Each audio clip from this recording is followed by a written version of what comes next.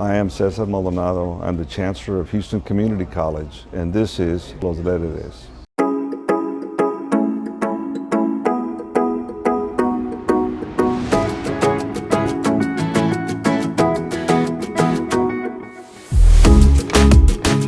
Native Houstonian. I am a Houstonian today. So I was brought up in a suburban area in South Texas. I was born in Mercedes and raised in Harlingen, which is in the middle of what we call the Rio Grande Valley. And I lived there up to the time that I left for college, which was at the age of 16, and I went to Texas A&M in College Station. I didn't do very much traveling in the United States. My family traveled into Mexico to visit relatives and to vacation. So I'd spend summers in Mexico as a child. My dad's an engineer and my mom was a homemaker. They were very supportive of me. And I'm not sure my dad knew what he was doing when he supported me taking music and art, as that really became important in my engineering career, and it helped me be more creative, I believe, in coming up with innovative solutions to the old typical engineering problems. It's not all about the numbers. It's about thinking outside the box, thinking creatively, and exploring new ways of doing things. So a leader can lead in the private sector. You could lead in education. You could lead as a CEO of a nonprofit. But you can't lead if you're not passionate about what you're doing. So first comes the passion. And sometimes it takes a while to find passion, and that's okay. You know, there's a saying by George Eliot that it's never too late to be what you could have been. And that's kind of how I live my life. I look at what's coming up next. So as a leader, be passionate. And it also takes situational awareness and technical awareness, what's going on around us. To be able to lead people, you have to be able to exhibit competencies, and maybe not expertise in a matter, but be able to draw expertise to help make decisions. And finally, you have to be able to motivate. And leaders succeed through motivation of others. I was raised in a family that had a lot of togetherness, and it wasn't just immediate family. It was cousins and extended cousins. And we got together almost every weekend and grilled. So when I think about the heritage, what I'm made of. I go back in my youth to those times almost every weekend, and that's how I got to know my cousins, be as close to my cousins as I am to my brothers, just because we saw each other a lot. And that family, nuclear family, stayed very close, but weekends, for me, that heritage was the food we ate, the time, the stories we told, the plays we acted out as children, the creativity that we learned from each other, sometimes getting in trouble, but mostly not. So when I think about the foundations of my heritage, it was being around all the history, mentors both old and young. And something that I think today's youth miss is the ability to appreciate a youthful mentor. Not all mentors have to be 65 or 70 years old. There's a lot of knowledge in our youth today, and I think we're not really grasping on the opportunity to help each other. Today, I have mentors that are all ages. Some of my students are mentors to me. I haven't told them they're my mentors, but I listen to them. I ask them questions. I'll reach out to them. I meet regularly with my student council, my student government, and listen to what they've got to say, and I learn from them. You know, I'm 65, and I think I'm pretty good with technology. I used to own a software company. I used to write code, but times are different. I did that 30 years ago, and times are different today. And it would be unwise for me to think I know how youth look at technology. So that mentoring started for me in those weekends grilling with family and relatives. I have distinct memories of food growing up, and that I still keep with me. And my dad is in one camp, and my mom, late mom, is in another camp. My dad was like the chief of grilling, and fascinating on how he could take just a plain old piece of meat that you buy and really turn it into something that tasted phenomenal. And I still aspire to that today. Now my mom was great in the kitchen, and she made liver like we have carne asada today in a restaurant. So she'd fry the liver, then she'd put spices in it and tomato, and so it really came out tasting nothing like liver, or what I'd imagine liver would be. I still cook that dish for my family. And my memory goes to two different styles, my dad and my mom, when I think about the food, and it's connected to the heritage. So I agree that somewhere in the mental synapses we connect, we have these connections. We smell something. I can smell some cooking going on, and it takes me to a memory. So I met my wife when I was going to college. I was a senior at Texas A&M, and we got married when I was in graduate school. We just celebrated our 44th wedding anniversary 2 weeks ago. So it's been a long journey. It's been an exciting time.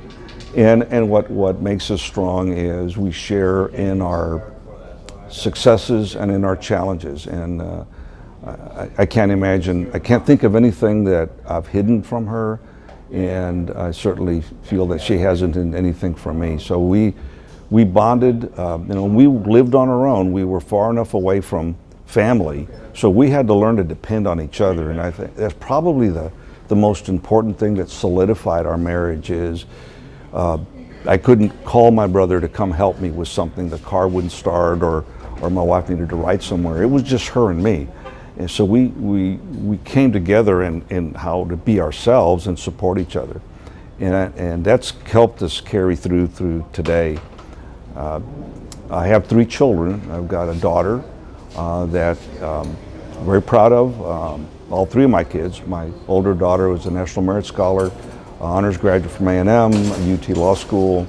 She's not practicing law right now. She's raising my 2 grandkids. I've got an 11-year-old granddaughter and a soon-to-be 9-year-old grandson. My next child was my son, and he's 37 now. He's a great kid, big heart, and he chose a different route. He didn't really focus on education. He focused more on creativity and art and culinary arts and cooking. And he works at a restaurant. My younger daughter is a dental hygienist, and neither one of my younger 2 children are married. And they're enjoying life. They're very focused and passionate about what they do. And so I see the leadership in them.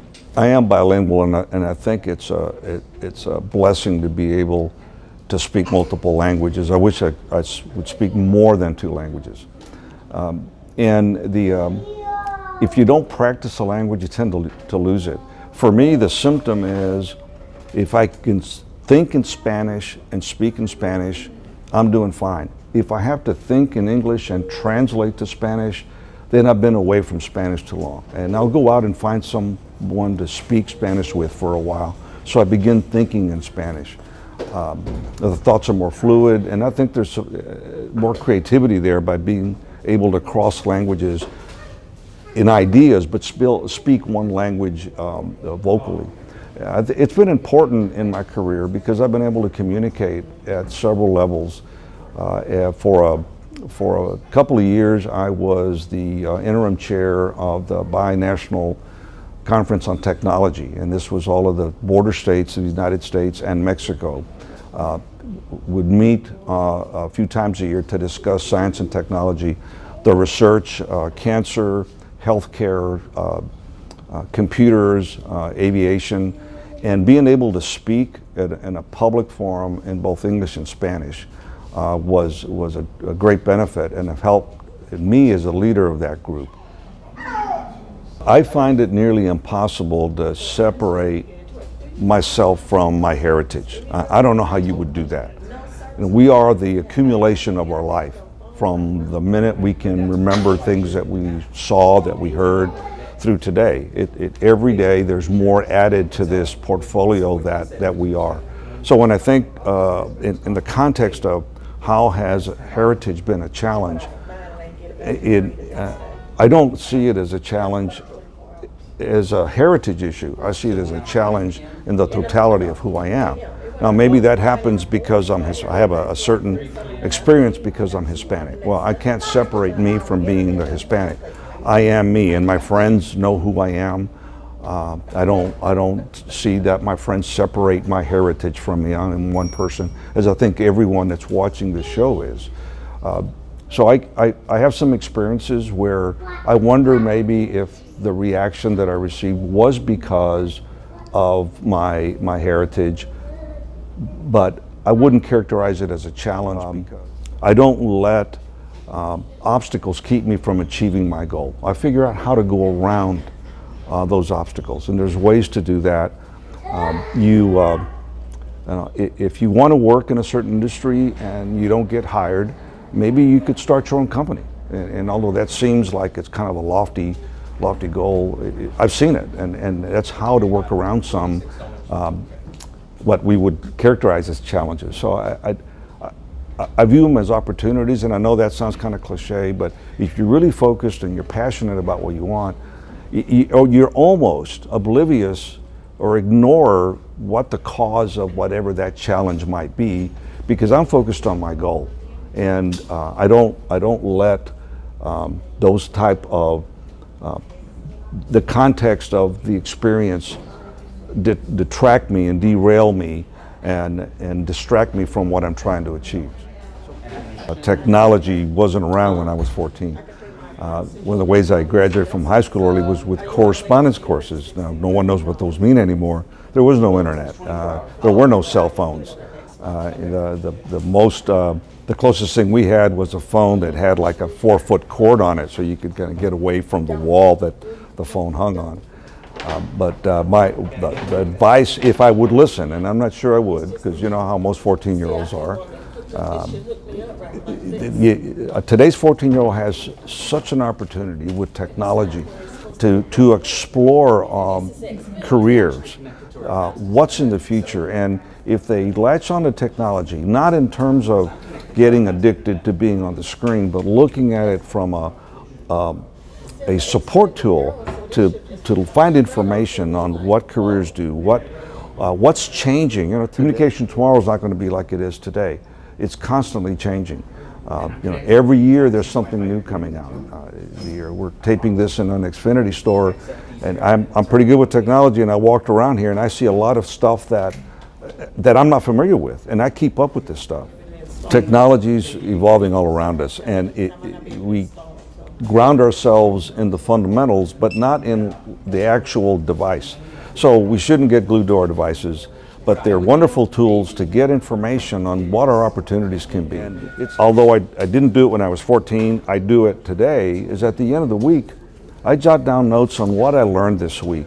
What kind of difference did I make in other people's lives? Was I helpful? We trade every day of our lives for something. In the morning when you get up, think about what you want to trade today's life for, and make sure it's something that is worthy of that, because once the day's gone, you don't get it back. I'm Cesar Maldonado, Chancellor of Houston Community College, and this was Los Lideres.